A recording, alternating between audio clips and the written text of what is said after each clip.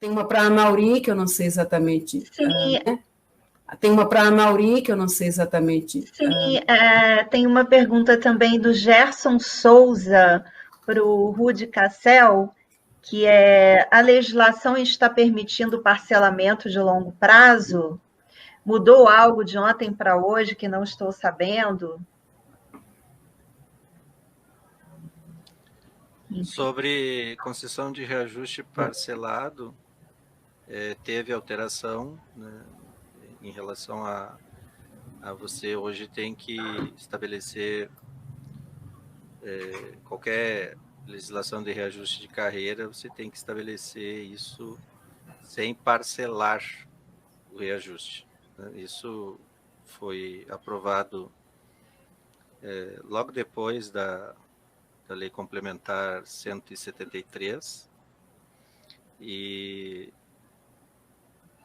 que trouxe algumas restrições aí de parcelamento e não sei se era era só sobre isso, né? Tem legislação, sim. A lei, eu tenho até esse tempo, eu fiz uma live sobre ela. Mas pode passar para outra pergunta enquanto eu vou puxando ela aqui. Sim, desculpa se eu atropelei vocês. Peço desculpa. Sim, Mauri. À vontade. Fizeram uma pergunta para mim, então vou aqui respondendo.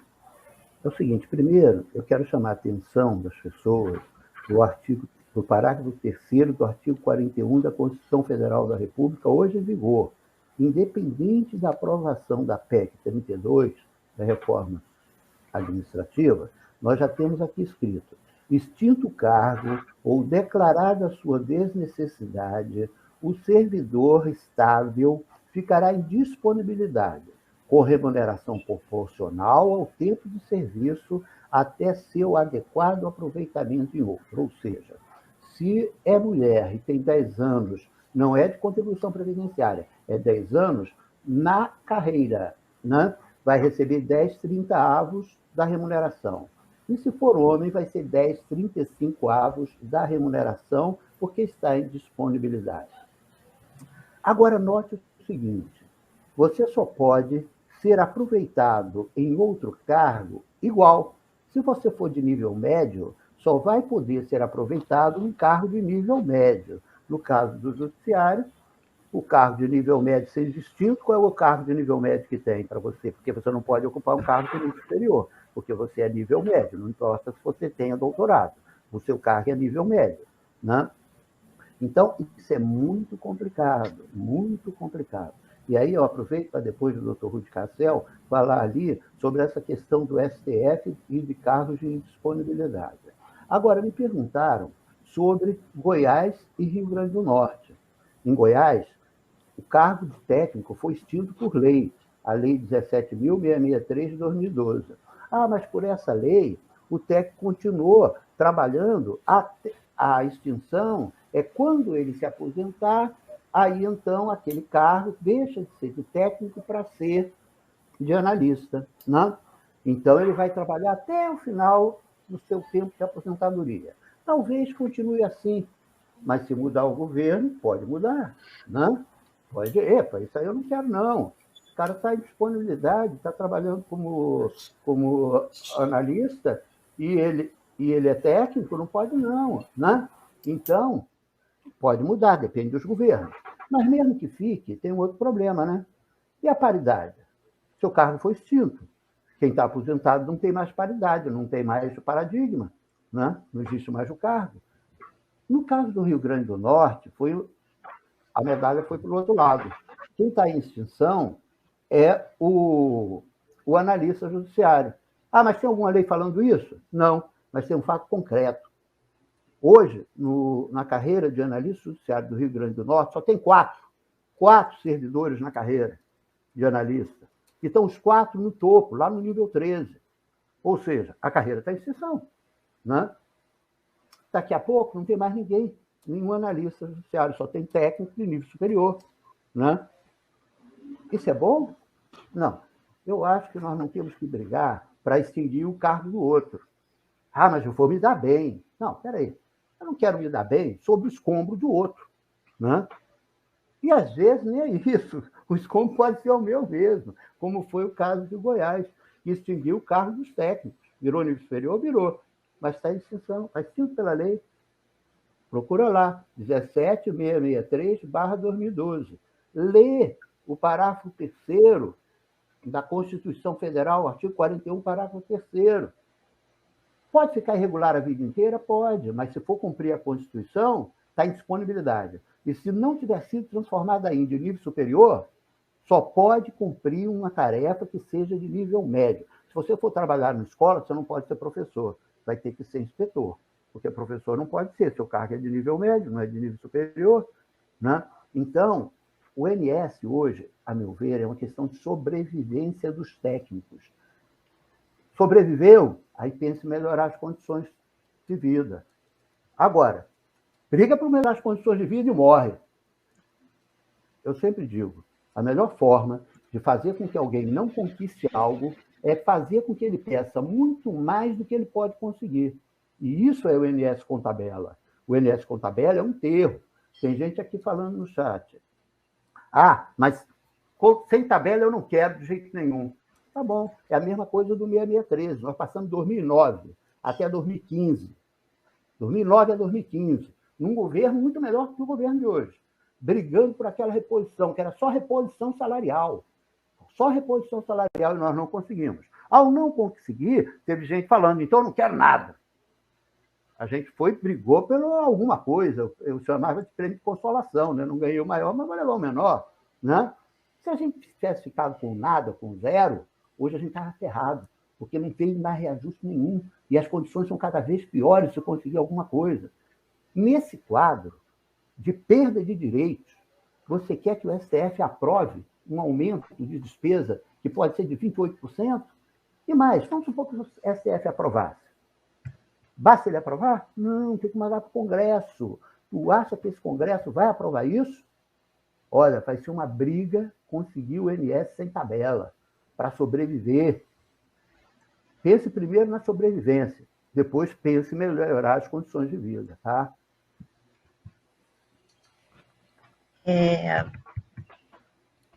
Mais alguém vai responder? Posso fazer mais algumas perguntas?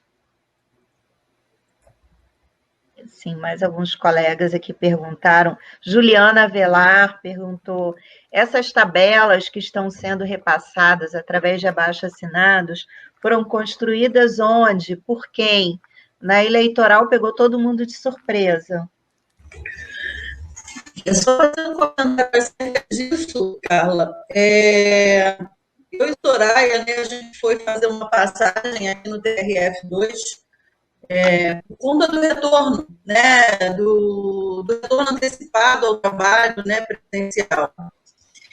E, assim, a gente foi encontrar, a gente até encontrou problemas, né, das pessoas questionando acerca desse retorno, mas a principal pergunta que a gente teve que, né, debater, discutir, explicar era sobre isso, porque as pessoas achavam que isso estava sendo orientado por nós, né, que nós tínhamos construído, porque elas foram pegas de surpresa, chegou como se fosse, responde urgente isso, porque é a salvação dos técnicos, né, e, na verdade, a gente foi conversando e explicando como, porque às vezes são pessoas novas que não acompanham e foram todas pegas de surpresa mesmo, né, essas colegas que estão fazendo esses questionamentos, a Conceição, agora que fizeram esse questionamento sobre essas tabelas, elas são pessoas que são servidores que estão aí debatendo a questão do INS há muito tempo, não é de hoje, né? Não chegaram hoje, mas acontece que isso pega mesmo de surpresa pessoas que não conhecem, né? Não sabem do debate,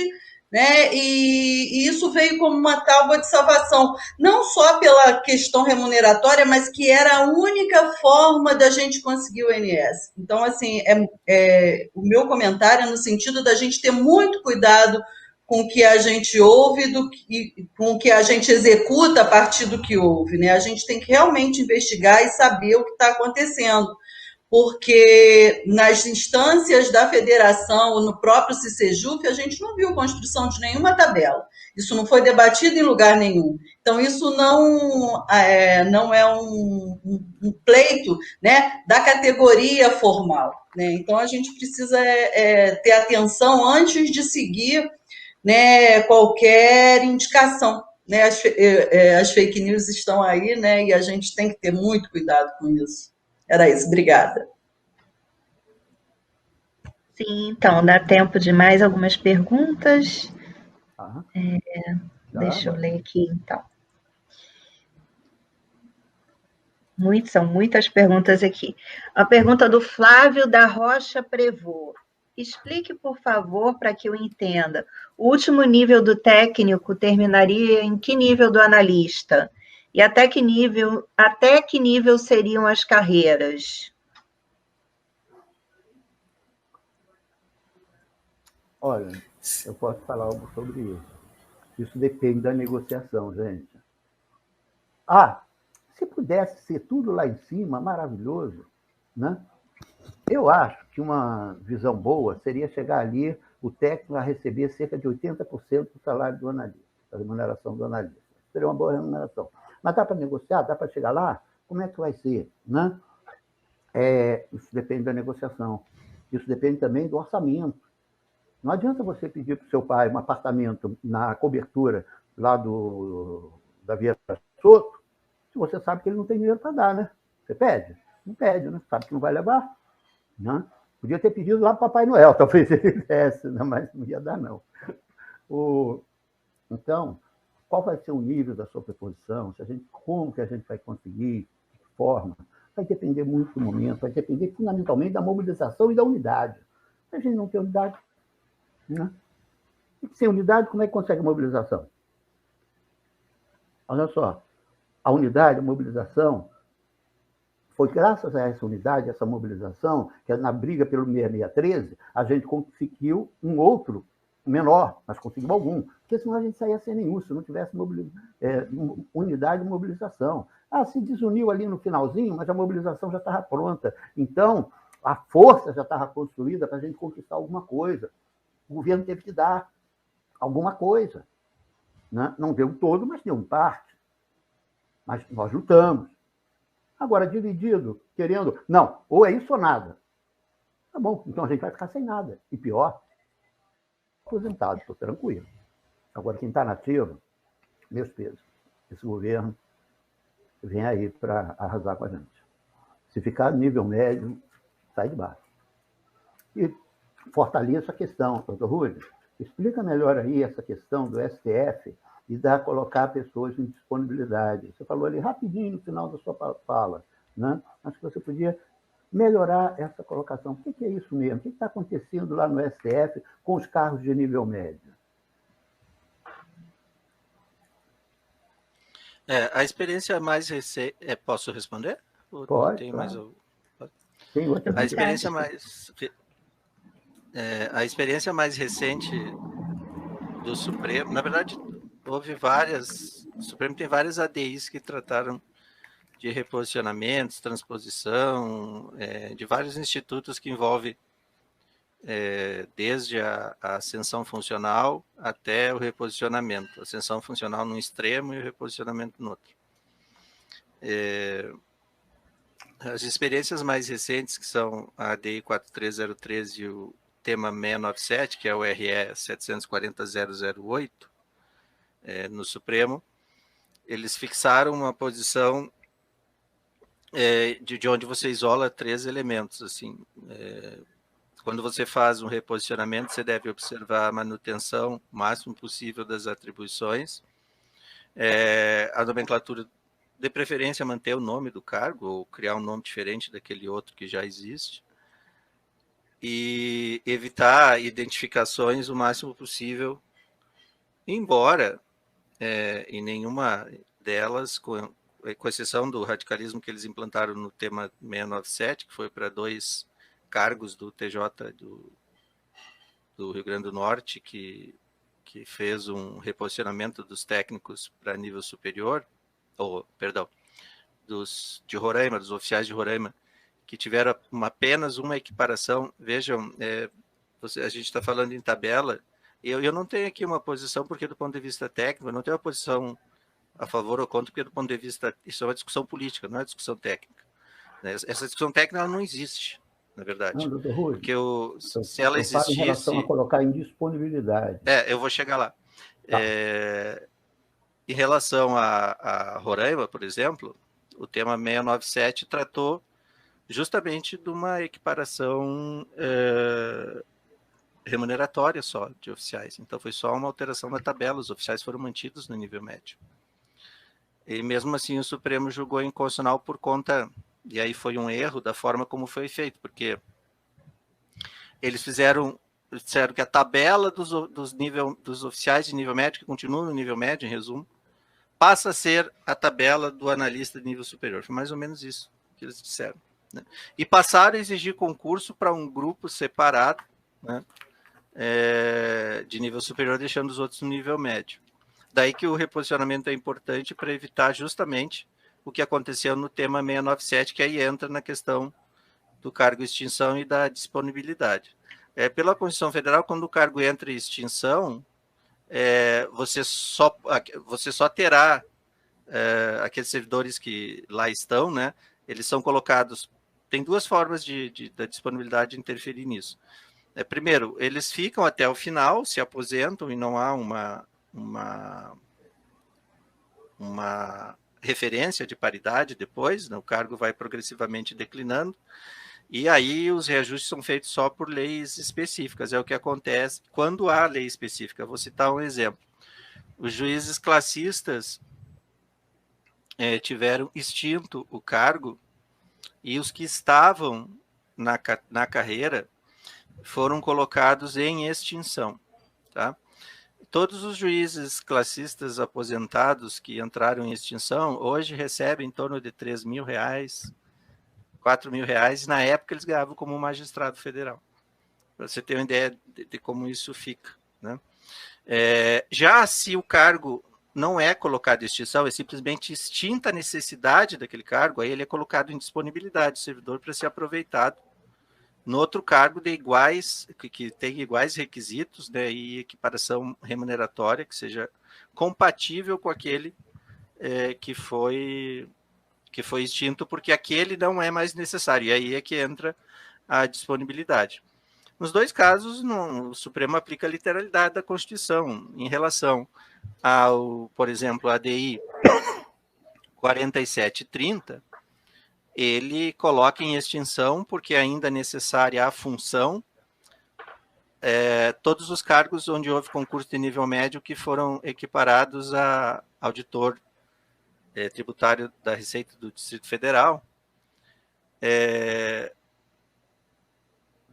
Isso já no voto do ministro Marco Aurélio, que é a posição que deve ser prevalecente, já tem sido essa inclinação do Supremo já há algum tempo.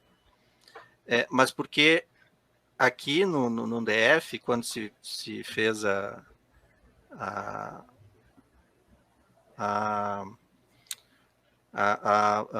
inclusão dos técnicos e agentes fiscais na auditoria da Receita do DF, isso foi feito mixando, como eu disse, os cargos, né? Ou seja, todos viraram auditores. Esse risco que nossa, fica toda hora dando notificação aqui no meu computador. Esse é o risco que a gente tem, que deve ser evitado, para você ter mais chances de não ter uma declaração de inconstitucionalidade, né? Mas tanto desde a DI 4303, quanto eu cheguei a mencionar em outras reuniões, outras ADIs que antecederam a 4303, tanto faz se você vai fazer simplesmente um reajuste o reajuste de tabela é um reajuste, ele não envolve necessariamente isso nunca foi um problema para o Supremo, né? Então você pode fazer isso antes ou depois, não há essa necessidade. A 4303, por exemplo, onde foi feito, onde a ministra Carmen Lúcia analisou aquele caso de reposicionamento dos técnicos, e nós, logo que aquilo saiu, acompanhávamos desde antes, usamos ainda como referência, né, de um procedimento correto. Ele tem, se você observar ali, ele não tem ele não criou, não colocou cargos em extinção, né? Ele admitiu a constitucionalidade daquilo que foi feito, mas estabelece diretrizes que vinham desde da década de 90, em precedentes do Supremo, sendo estabelecidos e identificados. Eles olham, eu transformei esse cargo em outro, o que eu fiz com as atribuições deste cargo? Eu equiparei, essa palavra nunca pode ser usada, né? Equiparei remuneração, pelo amor de Deus. Nunca usem num anteprojeto, num projeto de lei, a remuneração do cargo X é a do anexo 1. Aí você vai lá no anexo 1, a remuneração de outro cargo que você equiparou. Se você fizer essa equiparação, é uma inconstitucionalidade certa hoje no Supremo. E se usar a palavra equiparar, né, porque a Constituição veda equiparações, né, de qualquer tipo entre servidores. Veda especialmente equiparação entre cargos e remunerações. Então, sempre que isso for feito, independente de ser feito antes ou depois, isso é completamente irrelevante, isso deve ser feito sem usar essa expressão, dentro da célula do reposicionamento e como a aplicação de uma tabela remuneratória para aquele reposicionamento. Mas aqui no DF, citando o exemplo, essa constitucionalidade vai ser confirmada, já tem o voto do relator, eles fizeram justamente em 3 tempos, né? Primeiro aprovaram o nível superior para agentes e na verdade eles fizeram em 4 tempos. Primeiro aprovaram um nível médio para os auxiliares, que era um nível auxiliar. Depois aprovaram um nível superior para auxiliares e técnicos, que então era um nível médio. Depois alteraram as atribuições parcialmente, para não ficar completamente identificadas e não cair no problema já revelado desde antes da ADI 4303, mas especialmente na ADI 4303. E depois fizeram a atualização da tabela remuneratória, que ficou como se fosse uma parte da tabela dos auditores. Eles só erraram, né? Eles só erraram porque identificaram auditores, incluíram na carreira de auditores e no cargo de auditores todos os anteriores, e aí mataram todos os que tinham feito concurso para nível médio porque essa é uma história muito, muito longa, que é um exemplo para essas situações, porque aqui eles fizeram 2 leis anteriores que foram julgadas inconstitucionais pelo TJDFT por equívocos. Numa delas eles trouxeram a mudança de nível com a tabela remuneratória, e aí o TJ estranhou muito aquilo e não gostou, julgou inconstitucional, e depois aí eles se separaram, né? Eles fizeram o contrário, separaram, fizeram só a mudança de nível para depois fazer a mudança de atribuição, e foi ciscando assim, e depois fizeram a mudança, por último eles fizeram a mudança da tabela remuneratória. Mas aí o Supremo agora indica que há um limite para ele interferir na gestão pública, né? E esse limite vai se estabelecer nos termos. O voto do ministro Marco Aurélio foi um voto antes dele se aposentar, e que ele se empenhou muito em tentar consignar a posição e definir uma posição do Supremo sobre isso. É bem esclarecedor sobre qual vai ser no futuro a posição do Supremo sobre isso, e de fato só deve tomar muito cuidado, reafirma que isso deve ser feito como reposicionamento, né?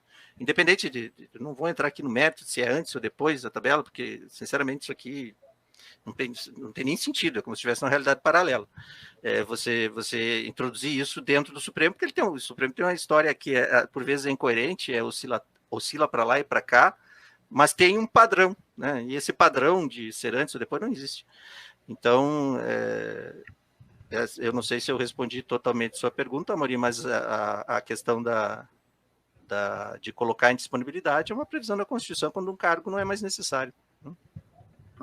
Pode acontecer conosco. A Vera pediu para dizer algumas palavras também, depois a Soraya. Então, na verdade, eu vou tentar fazer uma corrida aqui sobre algumas coisas que a gente já conversou. Primeiro, é sempre importante lembrar que quando a gente vai para uma discussão, a gente tem que ter, em média, quem está sentado com a gente para debater do outro lado. Então, assim, nós estamos seguindo à risca a estratégia que foi, inclusive o próprio Rudy acabou de falar, eu começo pela fala do Rudy, assim, um passo depois o outro, né? Não quer dizer, e aí volto de novo assim, nós estamos numa discussão que não é uma discussão, por exemplo, de delimitação